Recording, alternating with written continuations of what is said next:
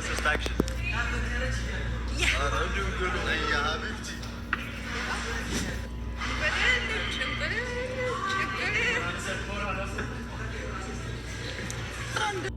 ፍቅር ካለ ሁልጊዜ ማሸናፊ ናችሁ ትላላችሁ። እና እንግዲህ ዛሬ ፍቅር ስላላቸው ሄሉና ኤሪክ ማለት ነው አሸናፊ የሆነው ጆሲን ሲያሰቃዩት ነበር በምግብ እጥረት ትላላችሁ። አሰላሙ አለይኩም ወራህመቱላሂ ወበረካቱ። ውድና የተከበራችሁ የቻናል ቤተሰቦች እንዴት ናችሁ? ደህና ናችሁ ወይ? ዛሬ እንግዲህ በጊዜ መጥቻለሁኝ። ቪዲዮ ላይክ ሰብ እያደረጋችሁ አበረታቱኝ።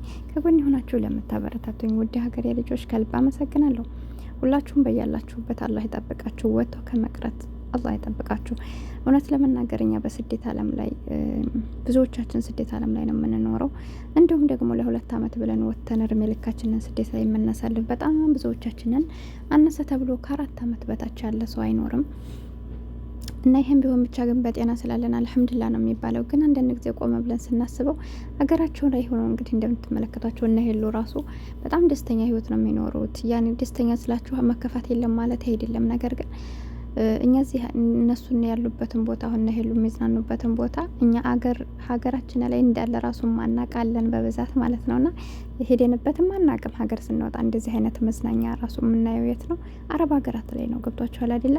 ምን ያክልኛ በሀገራችን ላይ ምንም አይነት ነገር ያሳለፍነው የልጅነት እድሜያችንን የወጣት እድሜያችንን ሳናሳልፍ ስደት ላይ መቅረታችን በዚህ ልክ ታስቡታላችሁና ብቻ አልሐምዱሊላህ ለኩልሃል። ግን ደግሞ ዛሬ እንደዚህ ብለን ብናሳልፍም እንኳን ነገ ደግሞ እንደነዚህ አይነት ቦታዎችን በሀገራችን በራሳችን ሁኔታ የራሳችን ነገር ኑሮ እነዘና ማለት በምንፈልግበት ቦታ ወጥተን ንፋስ የምንቀበልበትን ህይወት አላህ እንዲወፍቀን ሁላችሁም ሁልጊዜ በሰው ቤት አንገደፍተን ሳይሆን መኖር ያለብን አገርም ገብተን ደግሞ ሳናቅበት እንደዚህ አበካክነና ችግር ውስጥ ወይም ደግሞ ሌላ በቃ ያልተመጣጠነ ህይወት ውስጥ ከመኖር አላህ ይጠብቀና ዱዓ ጸሎት አድርጉ። ዛሬ መልፋታችን ብቻ አይደለም ነገ ስለመኖራችንም ሊያሳስበንና ልንጠነቀቅበት ምን ማድረግ እንዳለብን ማወቅና ፕላን ማውጣት ይኖርብናል።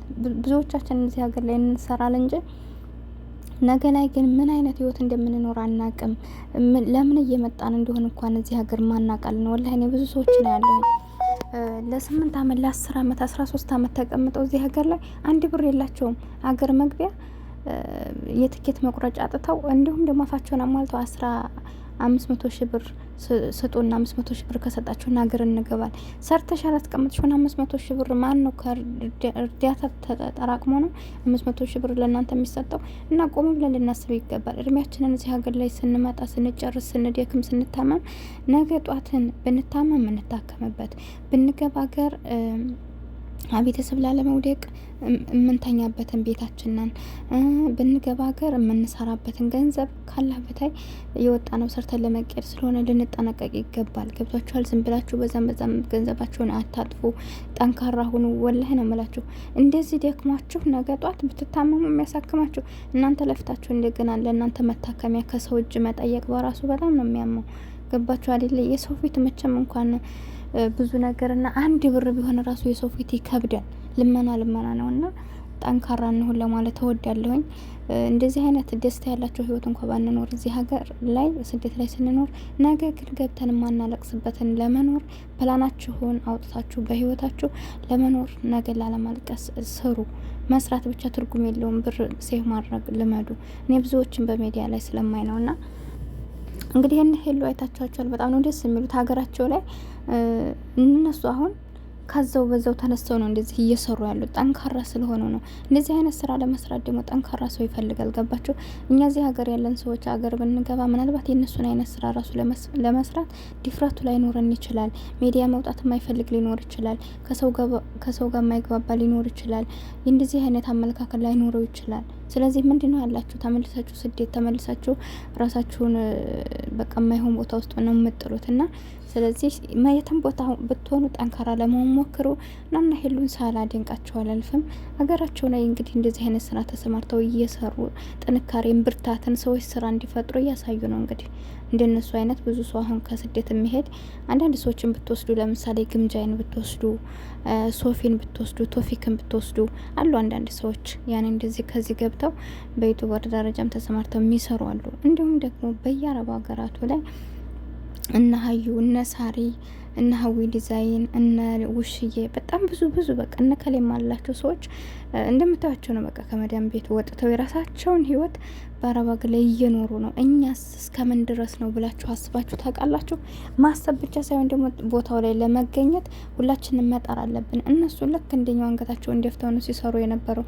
ነገር ግን ህልማቸው በቃ ይህን ባረግ ብሎ የሚል አመለካከት ስለነበራቸው ዛሬ ላይ እዛ ቦታ ላይ ያለ አግዟቸው ለመቆም ወስነዋል። እንደኛው ነው ደፍተው አንገታቸውን ሲሰሩ የነበሩት እኛ የምንሰራውን ስራ ግን ደግሞ እኛ ሰው ሀገር ላይ እንኳ ከፍተን የምንሰራበት ቻንስ ባይኖረን አገራችን ገብተን ለመስራት እንድንችል ጠንካራ መሆን አለባችሁ ለማለት እወዳለሁኝ።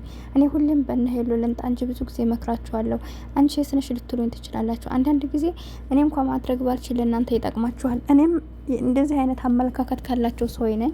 ዛሬ ላይ እዛ ቦታ ባልገኝም ነገ ጧት እዛ ቦታ ለመገኘት እየሞከርኩ ነው። ገብቷችኋል? ደግሞ በዛ ደረጃ ሆኜ አሳያችኋለሁ። ኢንሻአላህ ሰው ያስባል፣ አላህ ያሳካል።